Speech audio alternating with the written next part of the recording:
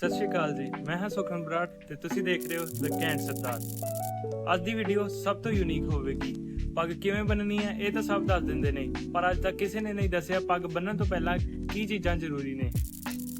ਤੇ ਮੈਂ ਇੱਕ ਚੀਜ਼ ਦੀ ਗਾਰੰਟੀ ਲੈਣਾ, ਜੇ ਤੁਸੀਂ ਇਹ ਵੀਡੀਓ ਦੇ ਵਿੱਚ ਦੱਸੀਆਂ ਹੋਈਆਂ ਗੱਲਾਂ ਨੂੰ ਫੋਲੋ ਕੀਤਾ ਤਾਂ ਤੁਹਾਡੀ ਪੱਗ ਹਰ ਵਾਰੀ ਪਹਿਲੀ ਵਾਰ ਵਿੱਚ ਹੀ ਸਭ ਤੋਂ ਸੋਹਣੀ ਬੰਨੀ ਜਾਵੇਗੀ। ਹੁਣ ਬਿਨਾਂ ਟਾਈਮ ਖਰਾਬ ਕਰਦੇ ਹੋਏ ਆਪਾਂ ਵੀਡੀਓ ਕਰਦੇ ਹਾਂ ਸ਼ੁਰੂ।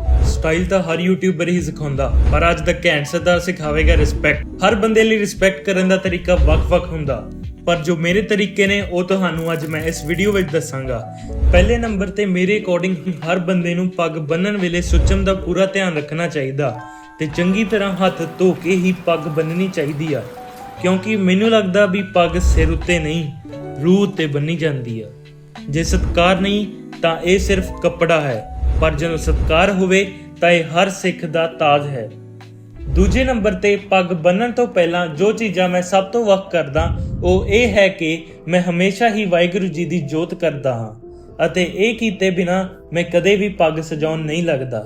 ਇਹ ਜੋਤ ਮੈਂ ਦੇਸੀ ਘਿਓ ਨਾਲ ਕਰਦਾ ਅਤੇ ਫਿਰ ਵਾਹਿਗੁਰੂ ਜੀ ਸਾਹਮਣੇ ਅਰਦਾਸ ਕਰਦਾ, ਕਿਉਂਕਿ ਮੈਨੂੰ ਲੱਗਦਾ ਜਿਵੇਂ ਅਸੀਂ ਗੁਰਦੁਆਰੇ ਵਿੱਚ ਸੇਵਾ ਕਰਦੇ ਹਾਂ, ਪੱਗ ਵੀ ਉਸੇ ਸੇਵਾ ਭਾਵਨਾ ਅਤੇ ਸ਼ਰਧਾ ਨਾਲ ਬੰਨਣੀ ਚਾਹੀਦੀ। ਤੀਜੇ ਨੰਬਰ ਤੇ ਆਉਂਦੀ ਹੈ ਪੱਗ ਦੀ ਪੂਣੀ। ਮੇਰੇ ਲਈ ਪੂਣੀ ਸਿਰਫ ਪੱਗ ਤਿਆਰ ਕਰਨ ਦੀ ਪ੍ਰੋਸੈਸ ਨਹੀਂ, ਇਹ ਮਾਂ ਦੀਆਂ ਦੁਆਵਾਂ ਲੈਣ ਦਾ ਸਮਾਂ ਹੈ। ਤੇ ਜਦੋਂ ਮੈਂ ਤੇ ਮੇਰੀ ਮਾਂ ਪੱਗ ਦੀ ਪੂਣੀ ਕਰਦੇ ਹਾਂ ਤਾਂ ਮੈਂ ਮਹਿਸੂਸ ਕਰਦਾ ਜਿਵੇਂ ਮੇਰੀ ਮਾਂ ਦੇ ਹੱਥਾਂ ਨਾਲ ਗੁਰੂ ਸਾਹਿਬ ਦੀ ਮਿਹਰ ਵੀ ਮੇਰੇ ਸਿਰ ਉੱਤੇ ਹੋ ਰਹੀ ਹੈ। ਚੌਥੇ ਨੰਬਰ ਤੇ ਜਦੋਂ ਪੂਣੀ ਹੋ ਜਾਂਦੀ ਹੈ, ਫਿਰ ਵਾਹਿਗੁਰੂ ਜੀ ਜਿੱਥੇ ਵੀ ਆਪਾਂ ਪੂਣੀ ਰੱਖਣੀ ਆ, ਆਪਾਂ ਉਹ ਜਗ੍ਹਾ ਨੂੰ ਪਹਿਲਾਂ ਚੰਗੀ ਤਰ੍ਹਾਂ ਸਾਫ਼ ਕਰ ਲੈਣਾ। ਇਹ ਮੇਰਾ ਇੱਕ ਖੁਦ ਦਾ ਤਰੀਕਾ ਰਿਸਪੈਕਟ ਦੇਣ ਲਈ। ਕੋਈ ਵੀ ਕੱਪੜਾ ਲੈ ਕੇ ਜਿੱਥੇ ਪੂਣੀ ਰੱਖਣੀ ਹੈ ਪਹਿਲਾਂ ਚੰਗੀ ਤਰ੍ਹਾਂ ਇਦਾਂ ਸਾਫ਼ ਕਰ ਲੈਣਾ। ਇਹ ਡਰੈਸਿੰਗ ਟੇਬਲ ਤੇ ਮੈਂ ਆਪਣੀ ਪੱਗ ਬੰਨ੍ਹਦਾ ਹੁੰਦਾ। ਕਈ ਵਾਰੀ ਇੱਥੇ ਪਾਊਡਰ ਵਗੈਰਾ ਲੱਗਿਆ ਹੁੰਦਾ, ਤਾਂ ਕਰਕੇ ਚੰਗੀ ਤਰ੍ਹਾਂ ਜਗ੍ਹਾ ਸਾਫ਼ ਕਰਕੇ ਆਪਾਂ ਪੱਗ ਬੰਨ੍ਹ ਸਕਦੇ ਹਾਂ। ਜਾਂ ਫਿਰ ਆਪਾਂ ਇਦਾਂ ਕੱਪੜਾ ਵਿਛਾ ਲੈਣਾਗਾ ਤੇ ਫਿਰ ਪੱਗ ਨੂੰ ਉੱਥੇ ਰੱਖਣਾਗਾ ਪੂਰੀ ਰਿਸਪੈਕਟ ਦੇ ਨਾਲ, ਜਿਵੇਂ ਮੈਂ ਤੁਹਾਨੂੰ ਕਰਕੇ ਦਿਖਾ, ਕਿਉਂਕਿ ਹਰ ਪੜਾਅ ਤੇ ਸਤਿਕਾਰ ਲਾਜ਼ਮੀ ਹੈ।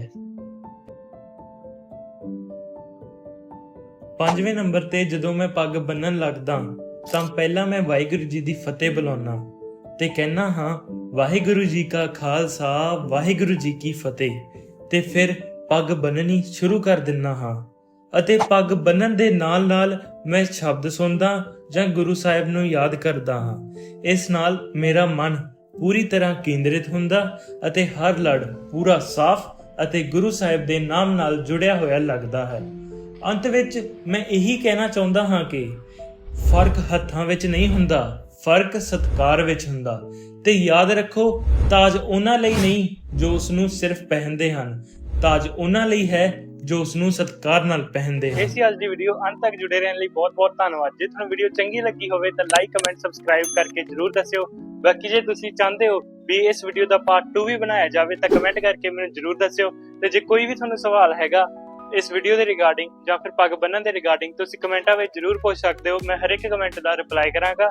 ਤੇ ਬਾਕੀ ਧੰਨਵਾਦ ਬਹੁਤ ਬਹੁਤ।